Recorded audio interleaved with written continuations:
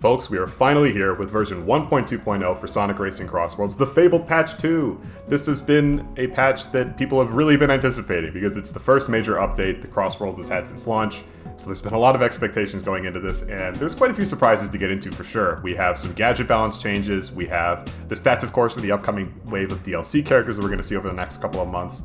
We have a few things that are just not in the patch notes whatsoever, and we, of course, have, first and foremost, they made him blue. They did this to the AI Blaze skin as well. They changed both of them from the metallic, silvery, snowy white color to be this turquoise blue.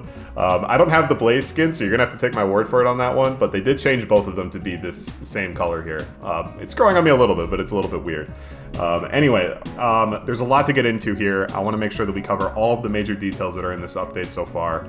And we're going to go ahead and start with the stuff that's not in the patch notes, because that stuff, for obvious reasons, is flying under the radar. So I want to make sure that that kind of stuff is at least, like, still generally known by the overall player base of this game, because there is some stuff there that's worth keeping in mind. So let's go ahead and get started with that. Specifically, they made it so that the warp rings on a couple of tracks are a little bit pushed further back. They actually also pushed the warp ring back on Mystic Jungle for lap 2, if you get that as your cross world. That one is a little bit more interesting because previously you were always forced to be on the left side. As soon as lap 2 started, everybody would be on the left side. And now we have a little bit more of a choice with it.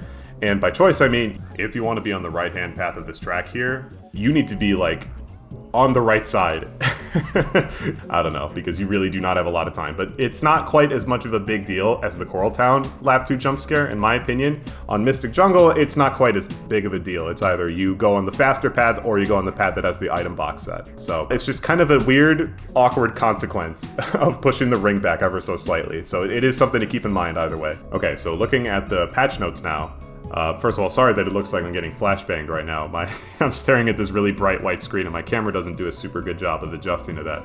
But anyway, looking at the bug fixes section, there's this really strangely worded change right here where it says that they fixed a bug where the charge dash would not activate when passing through a transform ring in mid-air drift state using a dash type.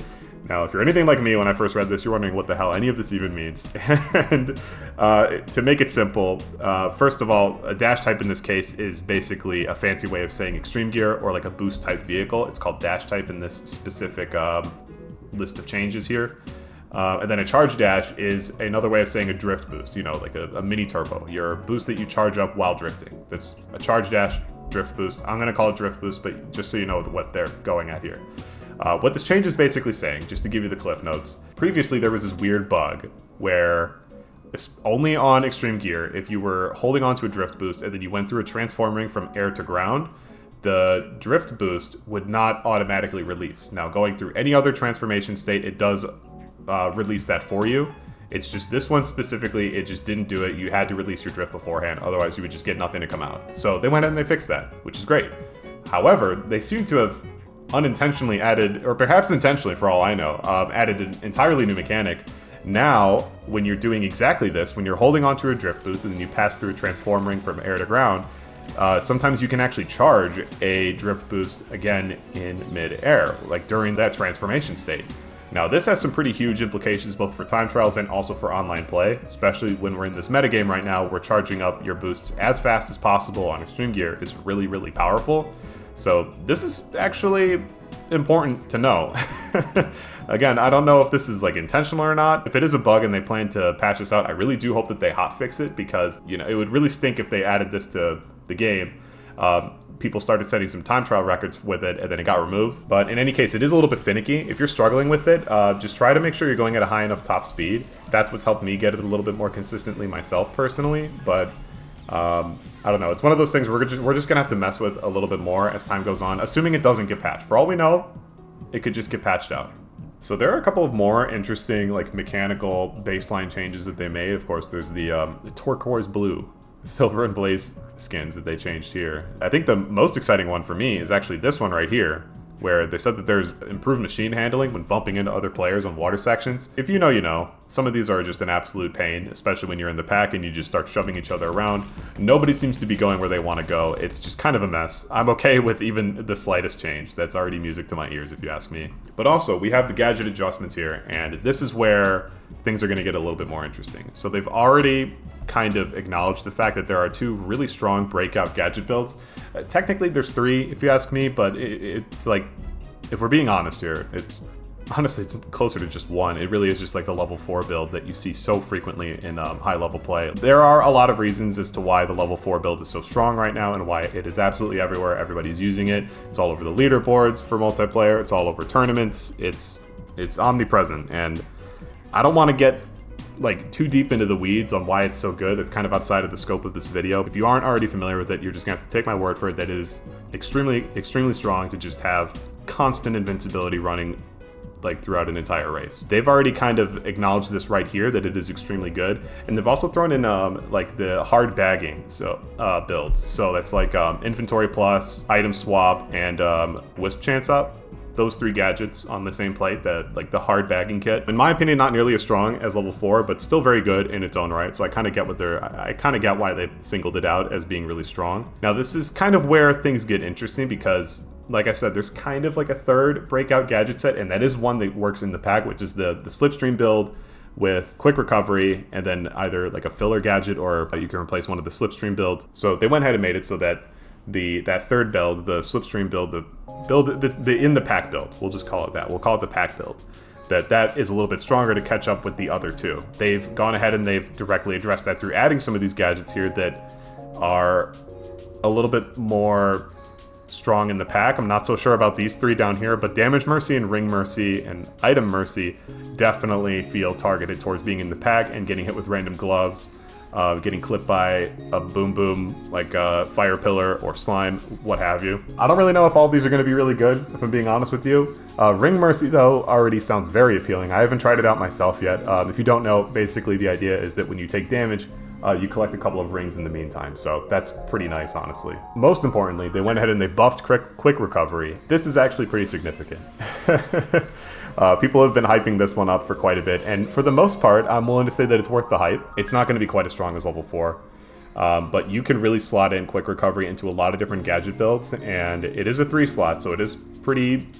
You're going to need a lot of space for it, but it's honestly really worth using right now. It's not a bad gadget at all. I've seen a few people try to make like a diet level 4 build where they use technical drift, level 2 drift charge, and quick recovery.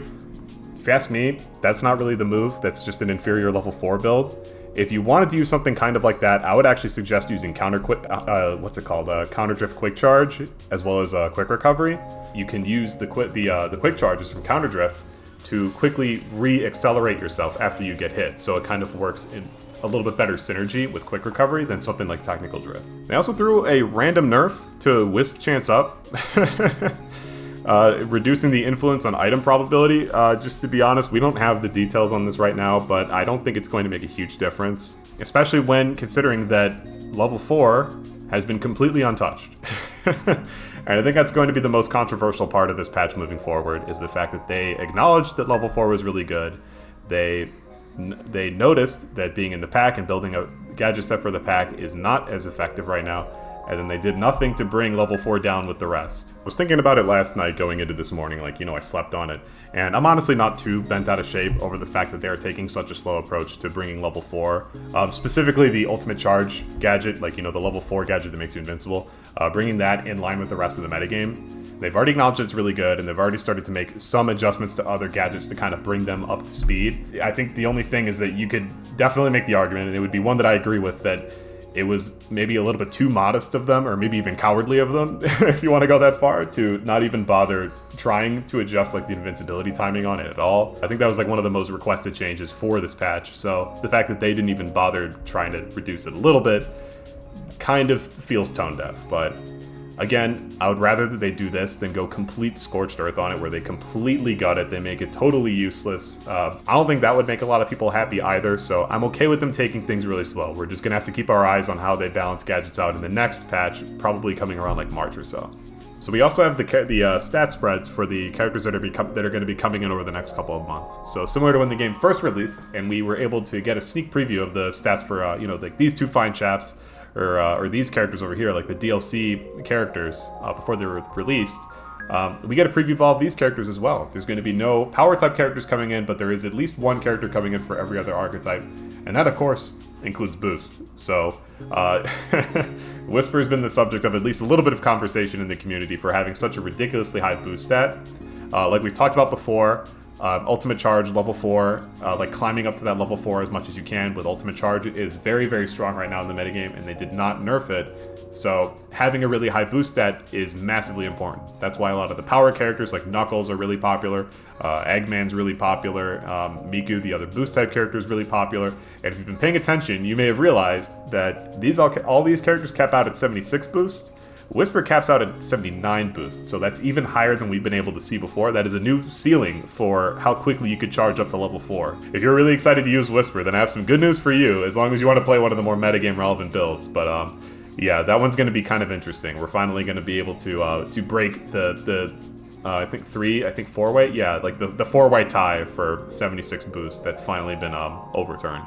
That's not to say that you can't play other characters. It's not like Whisper is going to dominate the game or be like totally broken or anything like that. That's a little bit of an overreaction, in my opinion.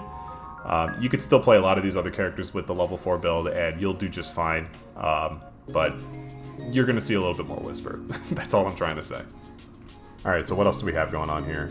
Oh yeah, so they increased the maximum rating in World Match to 99,999, which is a massive boost.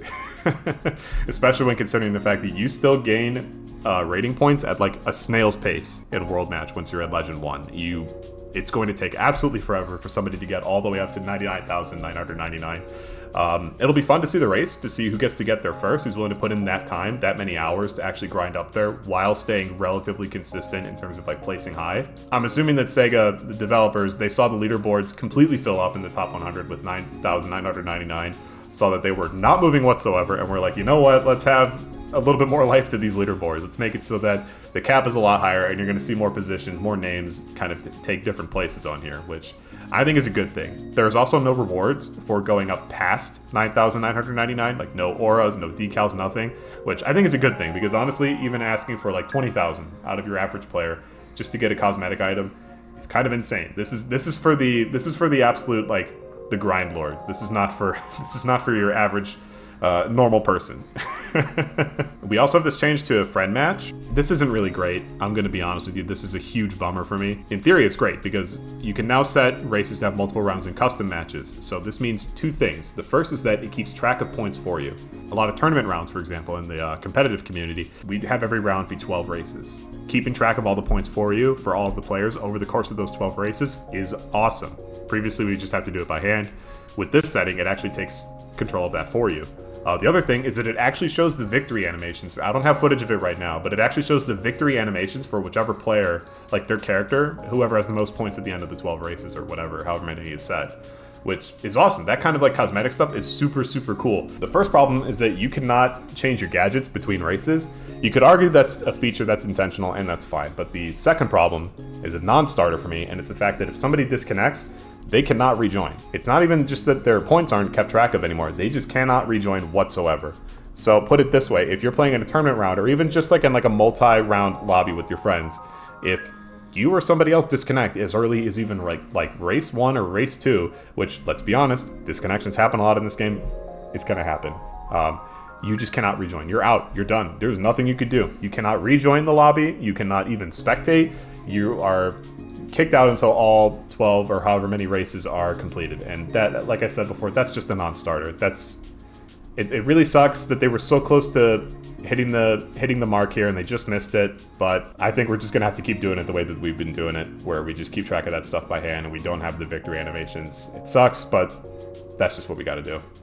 Alright, so yeah, that is the gist of it when it comes to patch 2 for this game, for version 1.2.0. If there was anything that I forgot, I mean, I know there's a lot of like smaller things, but if there was anything important that I ended up forgetting for this video, I'll just drop a pinned comment for it, or if any of you watching want to drop something in there, I'll go ahead and pin it for you guys so that everybody can see.